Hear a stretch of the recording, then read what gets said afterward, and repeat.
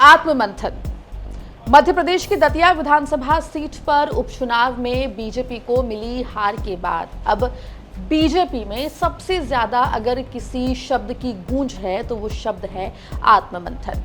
Madhya Pradesh BJP के कई दिग्गज नेता अब आत्ममंथन की बात कर रहे हैं, जिसमें यशोधरा राजे सिंधिया से लेकर कैलाश विजयवर्गीय का भी नाम शामिल है।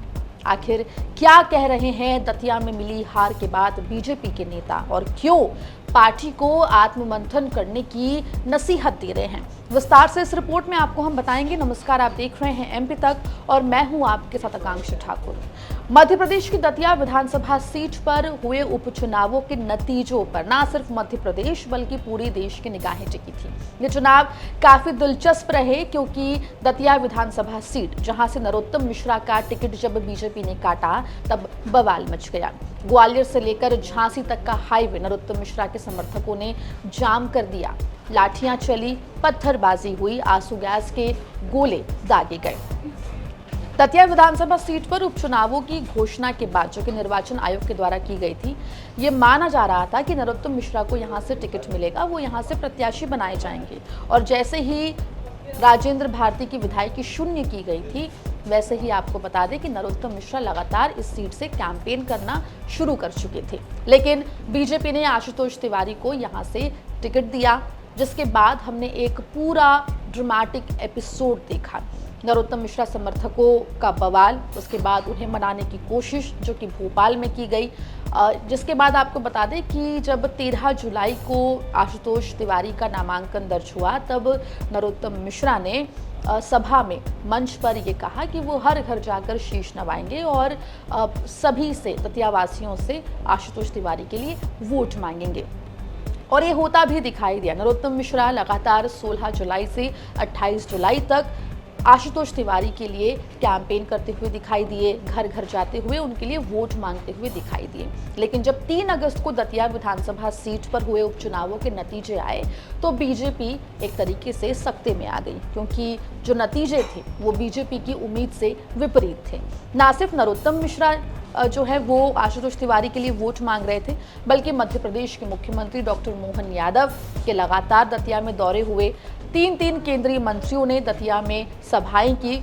इसके अलावा मध्य प्रदेश सरकार के कई कैबिनेट मंत्री, कई सिटिंग और कई पूर्व विधायक और कई बीजेपी के पदाधिकारी जो हैं वो दतिया में डेरा जमाए हुए दिखाई दिए। लेकिन इन तमाम कोशिशों के बावजूद भी बीजेपी को दतिया विधानसभा सीट पर हार का सामना करना पड़ा और कांग्रेस के घनश्याम सिंह यहां से विजयी हुए। विधानसभा उपचुनाव के नतीजे आने के बाद अब बीजेपी नेताओं की प्रतिक्रिया सामने आ रही है। सबसे पहली प्रतिक्रिया मध्य प्रदेश सरकार में कैबिनेट मंत्री कैलाश विजयवर्गीय की सामने आई है। इंदौर में मीडिया से बात करते हुए कैलाश विजयवर्गीय ने आत्ममंथन की बात कही है। कहा है कि चुनाव की हार जीत जो है वो मायने रखती है। आइए सुनते हैं उन्होंने क्या कुछ कहा है।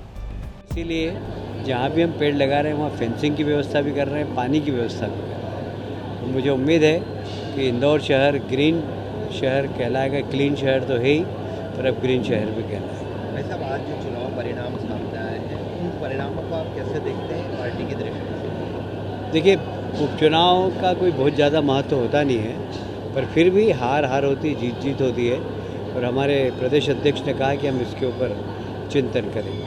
लेकिन राष्ट्रीय स्तर पर अगर हम बात करें, बांकीपुर की सीट भी जो है वो राष्ट्रीय अध्यक्ष वहाँ पर पहले रहे थे और अब जो है वो सीट जनसुराज के पास चली गई। मैं वहाँ पर नवीन जी के चुनाव में गया था।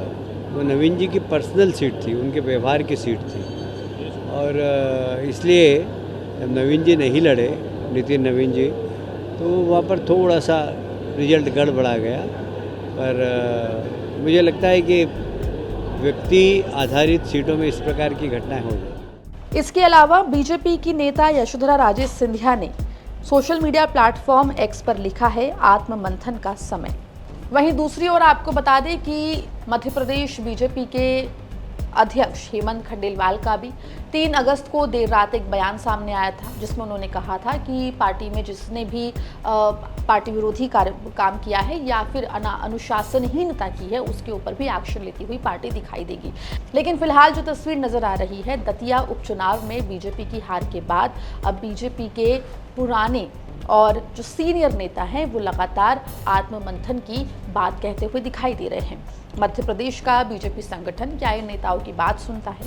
क्या आत्ममंथन होता है? और अगर आत्ममंथन होता है तो आखिर आत्ममंथन के बाद क्या कुछ निकल कर आता है, इस पर फिलहाल सभी की निगाहें टिकी होगी।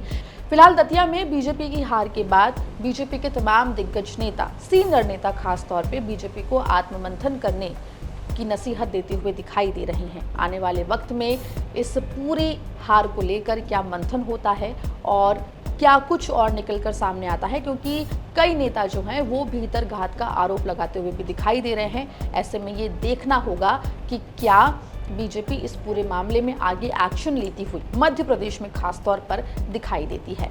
पूरे मामले पर जो भी अपडेट होगा एमपी तक आप तक लेकर आएगा। मध्य प्रदेश जुड़ी तमाम खबरों के लिए बने रहिए एमपी तक के साथ।